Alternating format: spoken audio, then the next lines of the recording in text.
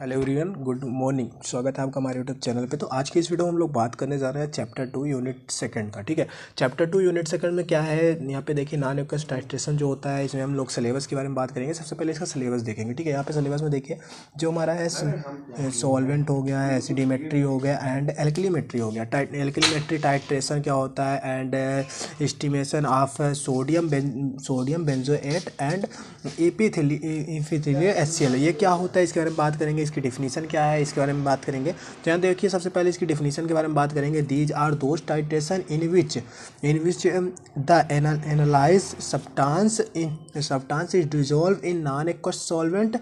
जैसे कि एग्जांपल में अदर देन वाटर हो गया। ठीक है, देखिए यहाँ पे this non aqueous titration are mainly used for weak acid and weak base. ठीक है, यहाँ पे जो होता है नॉन एक्वस टाइट्रेशन में मेनली यूज किया जाता है weak acid and weak base, because weak acid and bases and partially dissociates in aqueous. Aqueous में क्या होता है, जैसे कि वाटर हो गया, सॉल्वेंट, एक वाटर सॉल्वेंट जैसे कि वीक एसिड। ठीक है, वीक एसिड यहाँ पे देखिए एग्जाम्पल में HA को हमने यहाँ पे लिया है। जैसे कि इसको हम यहाँ पे जब इसको हम तोड़ेंगे तो यहाँ पे H+ और H++ A- होगा। जैसे कि NaCl ले लेते हैं। अगर एग्जांपल में यहाँ पे NaCl लेते हैं तो Na+ NaCl लेंगे, अगर हम एग्जांपल में ले लेते हैं तो Na+ हो जाएगा और Cl- हो जाएगा। ठीक है, तो ये हमारा हुआ इसका एग्जांपल। ठीक है, यहाँ पे देखिए आगे we want that weak acid and weak base also dissolve completely, then we used non-aqueous solvent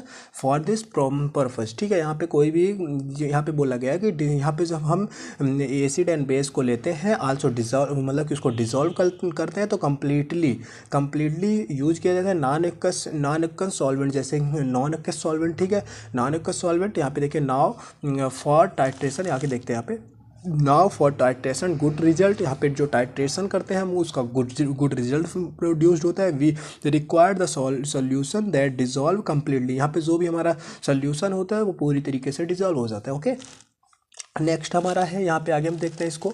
तो यहाँ पे देखिए in non aqueous titration strong acid and strong base are used to solvent in which weak base and acid are dissolve. ठीक है, यहाँ पे जो होता है वीक बेस में एसिड जो होता है हमारा डिजॉल्व होता है ये। ठीक है, आगे हम बात करेंगे यहाँ पे कुछ इसके स्ट्रक्चर्स है उसको देख लेते हैं। देखिए एसिड एंड बेस में जो हमारा वीक एसिड होता है, वीक एसिड यूज़ किया जाता है नॉन एक्वस सॉल्वेंट, वो हमारा होता है हमारे वॉल्यूमेट्रिक में। तो यहाँ पे आप देख सकते हो, यहाँ पे मैकेनिज्म जो होता है, मैकेनिज्म इसके देख लेते हैं कुछ according to low concept these substance which donate. यहाँ पे देखिए यहाँ पे रिलीज होता है H+ ions and acid those accepted H+ ion base. ठीक है, यहाँ पे जैसे HCl एग्जांपल में इसको लेते हैं HCl + NH3। HCl जो होता है हमारा एसिड होता है और NH3 जो होता है बेस होता है।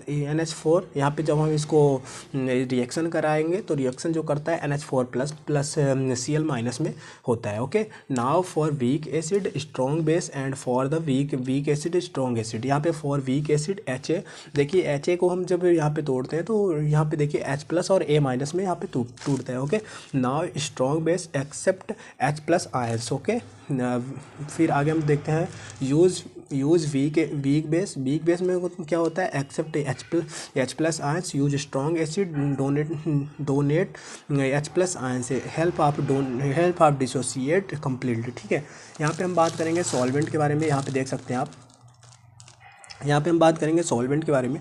देखिए solvents which are used in non aqueous titration. Non aqueous titration क्या होता है, these are those substance which are non aqueous other than water in which solvent particles in developed. यहाँ पे जो होता है कि नॉन एक्वस जो टाइट्रेशन होता है उसमें जो पार्टिकल्स होते हैं, सॉल्वेंट पार्टिकल्स होते हैं, वो डेवलप्ड होते हैं। ठीक है, वो डेवलप्ड होते हैं। दीज आर 4 टाइप्स जो हमारा होता है नॉन एक्वस टाइट्रेशन, वो 4 टाइप्स के होते हैं। वो कौन कौन से टाइप्स हैं यहाँ पे देख लेते हैं, वो कौन कौन से हैं। तो देखिए यहाँ पे प्रोटोजेनिक, सबसे पहला हमारा है प्रोटोजेनिक, फिर हमारा आता है एप्रोटिक और थर्ड हमारा आता है प्रोटोफिलिक और हमारा जो फोर्थ आता है एम्फीफिलिक। देखिए यहाँ पे हम प्रोटोफिलिक, एप्रोटिक और प्रोटोफिलिक और एम्फीफिलिक को हम PAPA से इसको हम याद कर रख सकते हैं, ठीक है, समझ रहे हो। तो इससे हम याद रखने का एक तरीका है कि आप इससे याद रख सकते हो। यहाँ पे प्रोटोफिलिक सॉल्वेंट्स क्या होते हैं उसके बारे में बात करेंगे।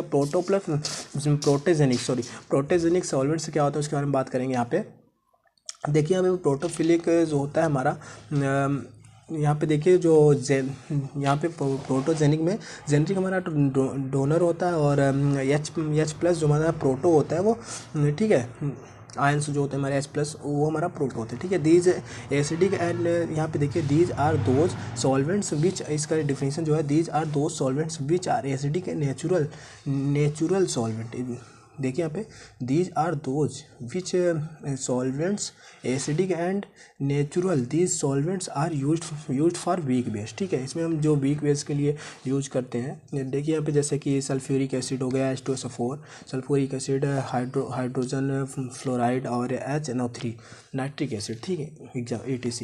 और फिर हमारा आता है प्रोटोफिलिक सॉल्वेंट्स क्या होते हैं। देखिए प्रोटोफिलिक सॉल्वेंट्स होते हैं, दीज आर दो, इसकी डिफिनेशन सबसे पहले हम देखेंगे। दीज आर दो solvents which are basic and natural and दो solvents are used for weak acid, ठीक है। यहाँ पे जैसे कि एग्जांपल हम लेते हैं डाईमेथाइल फॉर्मेल्डिहाइड, ठीक है। डाईमेथाइल फॉर्मेल्डिहाइड का जो हमारा फॉर्मूला है वो है CH3 का whole twice NCH, okay, pyridine C5H5N, okay. ये हमारा इसका एग्जांपल हुआ प्रोटोफिलिक का। नेक्स्ट हमारा है, यहाँ पे देखते हैं एप्रोटिक सॉल्वेंट्स के बारे में बात करेंगे यहाँ पे। तो देखिए A+ प्रोटिक सॉल्वेंट्स होते हैं, प्रोटॉन जो होता है प्रोटिक होता है। तो यहाँ पे दीज आर दो solvents which are neither acidic and non base and considered are natural and used for natural substance, जैसे कि हेक्सेन हो गया, C6H12S14 हो गया, ठीक है।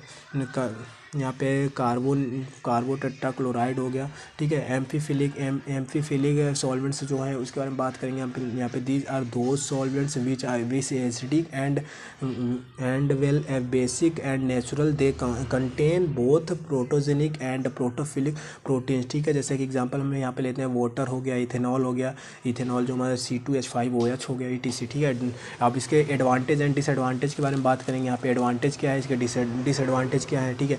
तो देखिए यहाँ पे advantage and non aqueous solvents के बारे में बात करेंगे।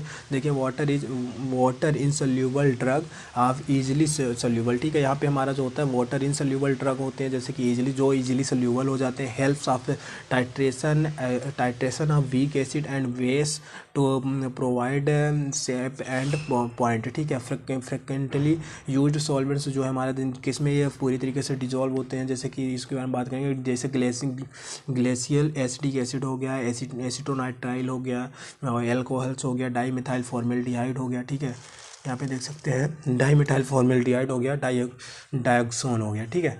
फिर हम बात करेंगे यहाँ पे कुछ और है जो हमारे लेवलिंग इफेक्ट्स जो है हमारे, उसके बारे में बात करेंगे। यहाँ पे देखिए these are those effect which levels and acidity and basicity of any acid और base it also refer to the effect of solvents properties and both and base, ठीक है। यहाँ पे जैसे HCl होगी, HCl लेते हैं एग्जांपल में।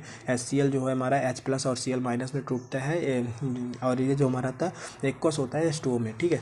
फिर हमारा देखिए so when used non aqueous solvents inside to of water then the gives complete dissociated, जैसे हमें COH यहाँ पे अमोनिया को लेते हैं हम COH- और COH, ये जो हमारा रिएक्शन करता है इस तरीके से।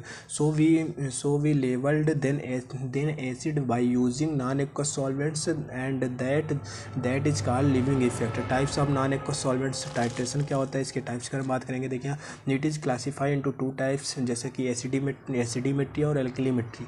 एसिडीमेट्री क्या होता है, एल्कलीमेट्री क्या होता है, इसके बारे में बात करेंगे हम आगे, ठीक है। देखिए यहाँ पे इंडिकेटर्स जो यूज़ होता है उसके बारे में बात करेंगे। These are those those which are used in non aqueous titration, ठीक है। तो इसके इंडिकेटर्स जो होते हैं नॉन एक्वस टाइट्रेशन हम करते हैं, यूज करते हैं नॉन एक्वस टाइट, जैसे कि यहाँ पे कुछ इसके जो है उसको देख लेते हैं इंडिकेटर्स के बारे में। देखिए यहाँ पे crystal volatile violet to greenish yellow करता है, ठीक है। ये जो क्रिस्टल वॉयलेट होता है, ये जो हमारा जब रिएक्शन करेगा, जब आप इसको टाइट्रेट करोगे तो यहाँ पे ग्रेनियस येलो कलर प्रोड्यूस्ड करेगा, ठीक है। यहाँ में मिथाइल रेड जो होता है येलो टू रेड होता है, ठीक है। नेप्थोल जो होता है नेप्थोल जो होता है येलो टू ग्रीन, और थर्मल ब्लू जो होता है पिंक टू ब्लू, ओके। तो इसका कलर है। और नेक्स्ट हम अगली वीडियो में बात करेंगे यहाँ पे एसिडिमेट्री और एल्कलीमेट्री के बारे में। तो एसिडिमेट्री क्या होता है, एल्कलीमेट्री क्या होता है, इसके टाइप्स के बारे में बात करेंगे। वीडियो पसंद आई और वीडियो को लाइक कर देना और चैनल को सब्सक्राइब कर देना। मिलते हैं नेक्स्ट वीडियो में। Thank you.